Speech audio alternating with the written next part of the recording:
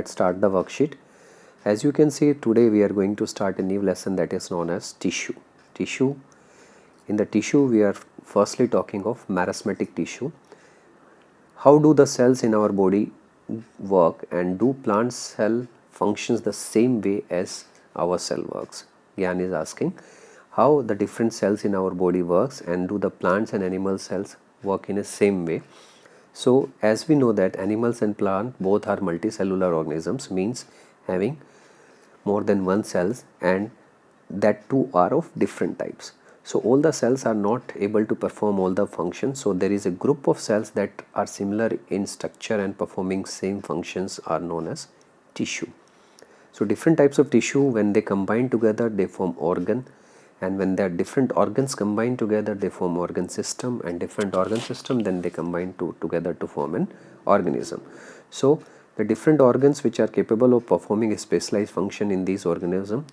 So plants and animal both have different types of specialized tissues and organ to perform specific function. So you can see that the cell combine to form tissue, tissue to organ, organ to organ system, and organ system to organism. So you have to remember the definition of tissue, and this the history of cellular organization. Next is the animal and plant tissue. How animal and plant tissue are different with each other. In case of animal tissue, most of the part of the animal tissues are living. That means the number of cells in case of animals are living more than as compared to the plants. But plants do not show locomotion, so most of the tissue in plants are there to provide the support to the plant, so that's why they are dead. Animal tissue required more energy, while they requires less energy because they are made up of dead cells. Thus the growth in plant is restricted to few parts only. Their growth is balanced and controlled. That means they are having a uniform growth, while in case of the plants it is not uniform. Some tissue keep on dividing throughout life and some don't. On the basis of this, we are dividing the plant tissue into two types, meristematic and permanent tissue. So when we talk of meristematic tissues, so these meristematic tissues are actually known as the dividing tissues, and these are found in three types. One is apical meristem, intercalary, and lateral meristem. Apical meristem is the growing part of the plant, that is tip of the root or shoot. You can see this is apical meristem, and likewise in the tip of the shoot also, root also. Intercalary meristem is the part which is present between the internodal part. It is said to be the internodal part. Have you seen the sugar cane? Likewise, so these lines are known as the nodes, and the part between these lines is known as internodal part. So this is the intercalary meristem. Lateral meristem helps in the increasing the girth of the plant. That means it helps to increase the stem girth. So it is lateral meristem, or it also said as cambium. Different properties of meristematic tissue.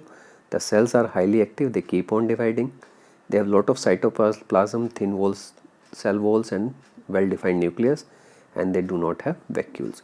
So these are the three main properties of your meristematic tissues. Now let's see the question answers.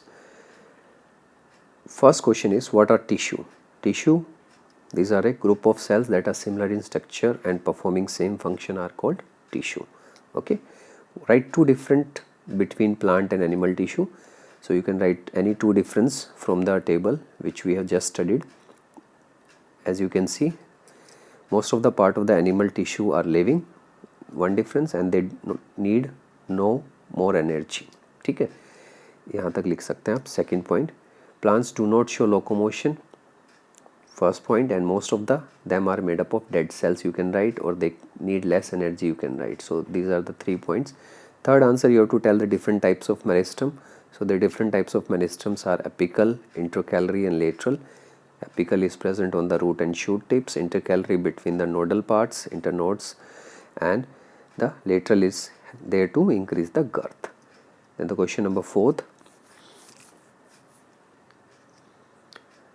properties of meristematic tissue. You can write, the cells are highly active, they are keep on dividing, they have lot of cytoplasm, thin cell walls, and well defined nucleus, and they do not have vacuoles. These are the characteristics, and you can say properties. They are both same.